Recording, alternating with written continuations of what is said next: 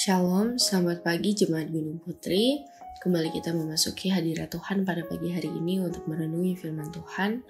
Untuk memasuki renungan pada pagi hari ini, mari kita bersatu dalam doa. Tuhan Yesus, biarlah kami semakin mengagumi kemuliaan dan keagungan-Mu saat kami membaca kebenaran firman-Mu. Dan semoga kami bisa bersaksi demi nama-Mu saja. Doa ini kami mohon dalam nama Tuhan dan Juru Selamat kami, Yesus Kristus. Amin. Renungan kita pada pagi hari ini terambil dari Kejadian 23 ayatnya yang pertama sampai 20. Sarah mati dan dikuburkan. Sarah hidup 127 tahun lamanya. Itulah umur Sarah. Kemudian matilah Sarah di Kiryat Arba, yaitu Hebron di tanah Kanaan. Lalu Abraham datang meratapi dan menangisinya. Sesudah itu Abraham bangkit dan meninggalkan istrinya yang mati itu, lalu berkata kepada Bani Het, "Aku ini orang asing dan pendatang di antara kamu. Berikanlah kiranya kuburan milik kepadaku di tanah kamu ini, supaya kiranya aku dapat mengantarkan dan menguburkan istriku yang mati itu." Bani Het menjawab Abraham, "Dengarlah kepada kami, Tuanku. Tuanku ini seorang raja agung di tengah-tengah kami, jadi kuburkanlah istrimu yang mati itu dalam kuburan kami yang terpilih. Tidak akan ada seorang pun dari kami yang menolak menyediakan kuburannya bagimu untuk menguburkan istrimu yang mati itu." Kemudian bangunlah Abraham lalu sujud kepada Bani Het, penduduk negeri itu, serta berkata kepada mereka, "Jika kamu setuju bahwa aku mengantarkan dan menguburkan istriku yang mati itu, maka dengarkanlah aku dan tolonglah mintakan dengan sangat kepada Efron bin Zohar, supaya ia memberikan kepadaku gua Makpela miliknya itu yang terletak di ujung ladangnya. Baiklah itu diberikannya kepadaku dengan harga penuh untuk menjadi kuburan milikku di tengah-tengah kamu." Pada waktu itu Efron hadir di tengah-tengah Bani Het, maka jawab Efron, orang Het itu, kepada Abraham dengan didengar oleh Bani Het, oleh semua orang yang datang di pintu gerbang kota. "Tidak, Tuanku, dengarkanlah aku. Ladang itu kuberikan kepadamu dan gua yang di sana pun kuberikan kepadamu. Di depan mata orang-orang sebangsaku kuberikan itu kepadamu. Kuburkanlah istrimu yang mati itu." Lalu sujudlah Abraham di depan penduduk negeri itu, serta berkata kepada Efron dengan didengar oleh mereka, "Sesungguhnya jika engkau suka, dengarkanlah aku. Aku membayar harga ladang itu, terimalah itu daripadaku, supaya aku dapat menguburkan istriku yang mati itu di sana." Jawab Efron kepada Abraham, "Tuanku, dengarkanlah aku. Sebidang tanah dengan harga 400 shikal perak, apa itu artinya bagi kita? Kuburkanlah saja istrimu yang mati itu." Lalu Abraham menerima usul Efron, maka ditimbangnyalah perak untuk Efron, sebanyak yang dimintanya dengan didengar oleh Bani Het itu, 400 shikal perak, seperti yang berlaku di antara para saudagar. Demikianlah ladang Efron yang letaknya di Makpela di sebelah timur Mamre, ladang dan gua yang di sana, serta segala pohon di ladang itu, bahkan di seluruh tanah itu sampai ke tepi-tepinya, diserahkan kepada Abraham menjadi tanah belian, di depan mata Bani Het itu, di depan semua orang yang datang di pintu gerbang kota. Sesudah itu Abraham menguburkan Sarah istrinya di dalam gua ladang Makpela itu, di sebelah timur Mamre, yaitu Hebron di tanah Kanaan. Demikianlah dari pihak Bani Het, ladang dengan gua yang ada di sana diserahkan kepada Abraham menjadi kuburan miliknya. Kamu tidak sendirian. Tai Rami Misa-Misa.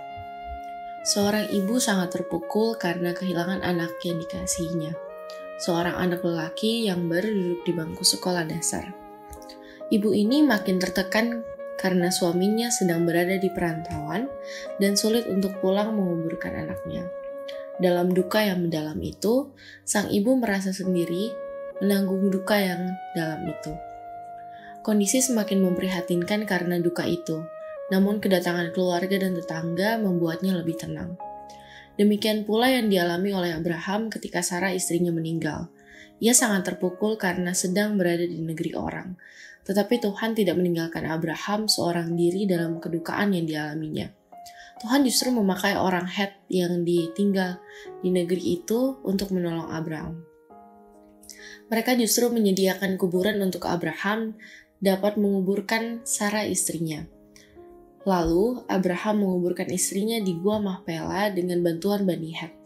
Kehadiran Bani Het membuat Abraham lebih tenang dan sangat tertolong. Tuhan tahu keadaan yang dia alami oleh Abraham yang sangat pedih ditinggal Sarah istrinya. Disinilah Tuhan menyatakan kepeduliannya kepada Abraham melalui orang Het yang tinggal di negeri itu.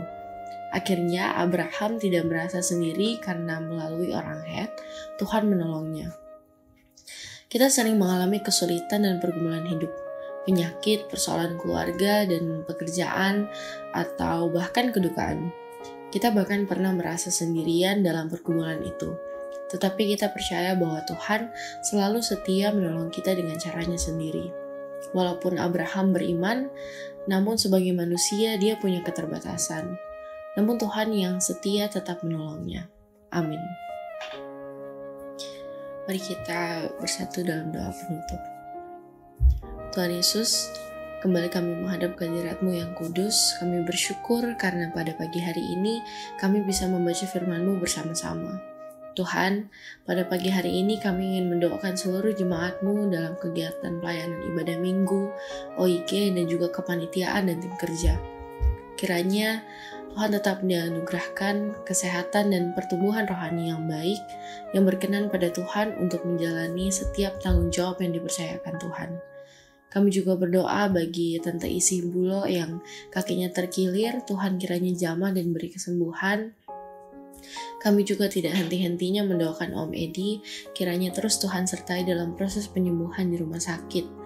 Keluarga yang menjaga, kiranya Tuhan berikan kesehatan dan ketekunan. Tuhan, kami teringat akan lansia, janda, duda, dan yatim piatu. Tuhan memberkati dan melindungi kehidupan keseharian saudara-saudara kami. Juga bangsa dan negara ini, pemerintah Kabupaten Bogor, kiranya Tuhan terus beri hikmat dalam menjalankan tugas pengabdian. Tuhan, kami mengingat akan teman-teman kami yang sudah ada di jenjang akhir SMA, yang sedang menunggu pengumuman akan kelulusan universitas pilihan.